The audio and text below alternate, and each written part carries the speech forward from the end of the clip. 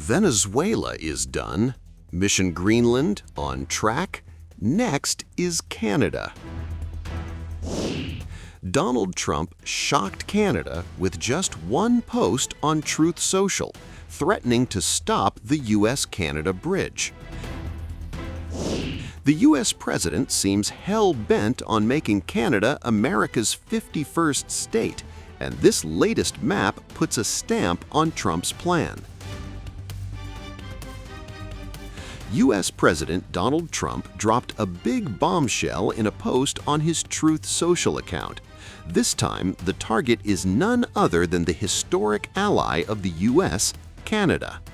After repeated threats of making it the US's 51st state, Trump, in a fresh salvo, now threatens to stop the opening of the Canada-US bridge. Trump said Canada must fully compensate and treat the US fairly. Trump added that negotiations regarding the project would begin immediately, insisting that the U.S. should own perhaps at least one half of this asset.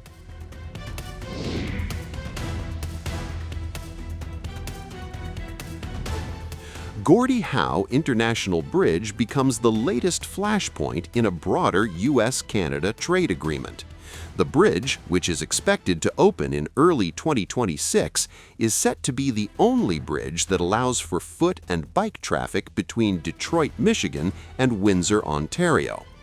Construction on the bridge over the Detroit River, which is named for the late legendary Canadian hockey player Gordie Howe, who played for the Detroit Red Wings, began in 2018 and has been funded by the Windsor-Detroit Bridge Authority, a federal crown corporation owned by the Canadian government. The Canadian government is responsible for operating, maintaining, and rehabilitating the bridge for the next 36 years. Trump called for the U.S. to gain more stake in the project, suggesting the country should control at least half of the roughly $4.7 billion bridge. He criticized Canada for owning both sides of the crossing and for allegedly using little U.S.-made material during construction. He also added pointedly in his Truth Social post that, "And now, on top of everything else, Prime Minister Mark Carney wants to make a deal with China, which will eat Canada alive. We'll just get the leftovers. I don't think so." The dispute over the bridge is the latest in a broader pattern of US-Canada trade disagreements. Washington has warned it could impose steep 100% tariffs on Canada after Carney traveled to Beijing last month and concluded a preliminary trade agreement with China. Trump has been locked in trade disputes with Canada since returning to office in January 2025. He had earlier floated the idea of the United States annexing Canada. On February 9th, Trump reshared a map of the United States showing Greenland and Canada as its part. In the post, Trump is seen seated inside the Oval Office with NATO leaders including French President Emmanuel Macron, Italy's Giorgia Meloni, UK PM Keir Starmer, President of the European Commission Ursula von der Leyen, among others. And behind Trump is a map painted in US flag colors. Trump has repeatedly argued that without massive U.S. subsidies, Canada would cease to exist as a viable country.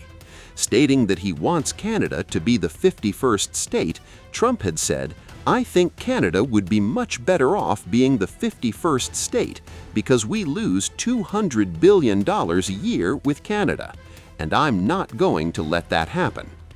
Carney, meanwhile, warned at the Davos Forum last month that the U.S.-led global system of governance is enduring a rupture, in a thinly veiled reference to Trump's disruption, and argued for mid-level powers to group together.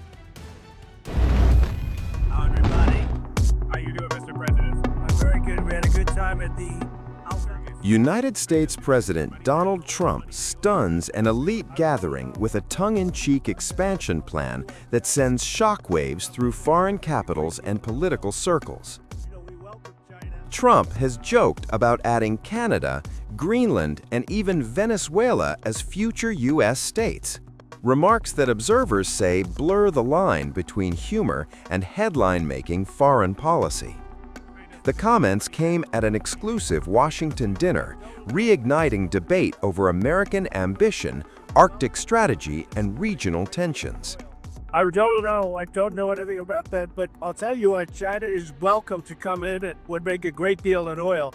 Trump made the remarks on Saturday night at the annual Alfalfa Club dinner, a closed-door event for Washington's political and corporate elite. It was his first address to the club, attended by figures including J.P. Morgan Chase CEO Jamie Dimon and Federal Reserve Chair Jerome Powell.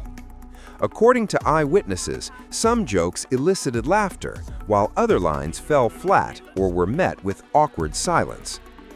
Trump opened with a quip about hating some people in the room and liking most of them, setting a confrontational tone. He teased he might cut his speech short to watch The Invasion of Greenland before quickly insisting it was a joke. "We're not going to invade Greenland," he said. "We're going to buy it," reviving a long-running fascination with the Arctic island. Trump then outlined his fanciful vision of expansion, saying he never intended to make Greenland the 51st state, but would like Canada to take that title. He added that Greenland could be the 52nd state and Venezuela the 53rd, a remark that stunned many observers given geopolitical realities.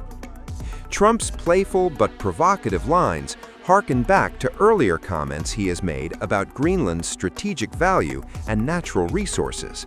India is coming in and they're going to be buying Venezuelan oil as opposed to buying it from Iran. So we've already made that deal, the concept of the deal. But China's welcome to come in and buy oil. He's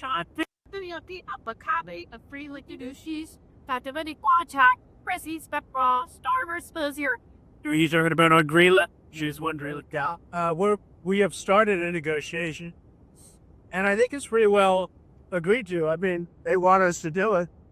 I think it's going to be a good deal for everyone. A very important deal, actually. The autonomous Danish territory has repeatedly rejected any notion of sale or American takeover, with officials saying Greenland is not for sale and belongs to Denmark. We are currently facing a geopolitical crisis, and if we are forced to choose between the United States and Denmark, right here and now, we choose Denmark, we choose NATO, we choose the Kingdom of Denmark, we choose the European Union. But there's one crucial thing that everyone must understand. Greenland will not allow itself to be owned by the United States. Greenland does not wish to be governed by the United States. Greenland does not want to be a part of the United States. We are choosing the Greenland that we are familiar with today and which forms an integral part of the Kingdom of Denmark. I think it's very, very important. Right now we are talking about a situation about the world order.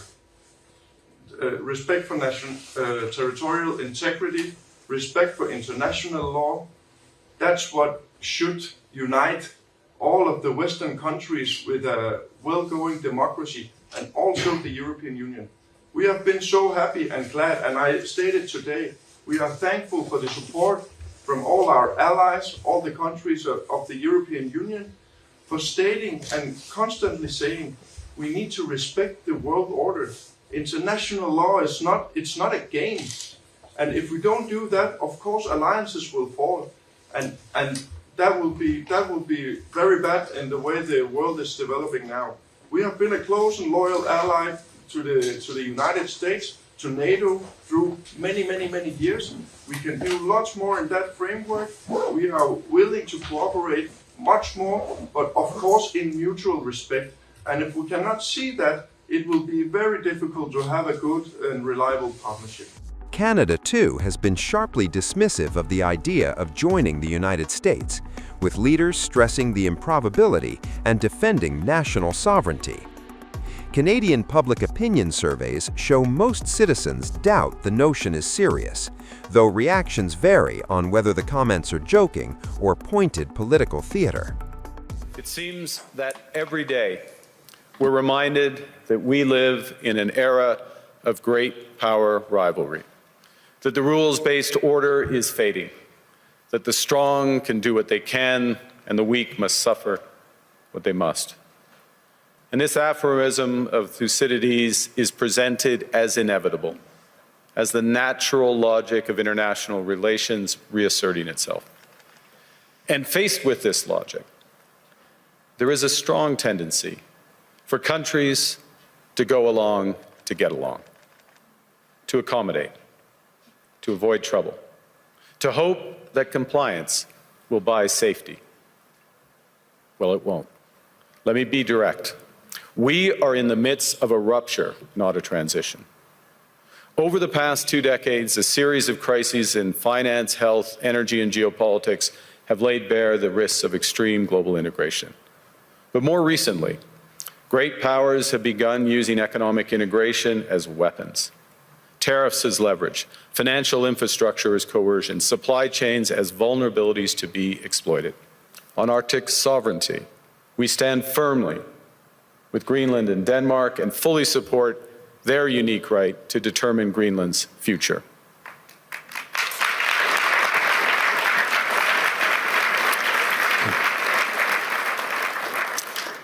Our commitment to NATO's Article 5 is unwavering.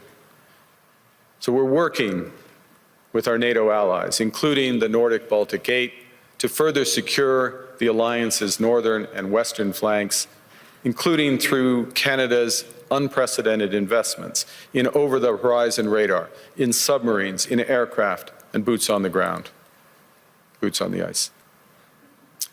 Canada strongly opposes tariffs over Greenland and calls for focused talks to achieve our shared objectives of security and prosperity in the Arctic. Argue the middle powers must act together because if we're not at the table, we're on the menu. But I'd also say that great powers can afford for now to go it alone. They have the market size, the military capacity, and the leverage to dictate terms. Middle powers do not. But when we only negotiate bilaterally with a hegemon, we negotiate from weakness. We accept what's offered. We compete with each other to be the most accommodating. This is not sovereignty. It's the performance of sovereignty while accepting subordination. The inclusion of Venezuela in Trump's lineup added another layer of controversy, coming after a U.S. raid last month that captured President Nicolas Maduro and brought him to face charges. Washington has since demanded total access to Venezuelan oil fields, a source of both economic interest and diplomatic strain. You said that the profits will be split with the U.S. and Venezuela both benefiting. What's Venezuela's share of the oil profits going to be? Well, we haven't discussed that, but we're getting along very well with the leadership of Venezuela. They're doing a really good job. We're going to be selling a lot of oil, and we'll take some, and they'll take a lot, and they're going to do very well. They're going to make more money than they've ever made, and it's going to be beneficial to us too. We're going to really, I think Venezuela is really going to turn around. You know, I opened up the airspace over Venezuela, so that now people from Venezuela came from Venezuela here. They're going to be able to go back for the first time, go back to Venezuela and stay perhaps, or go back and see their relatives, go for a short period of time. Trump's expansion quips may have been intended as levity for a private room of insiders, but they have already ricocheted across international headlines.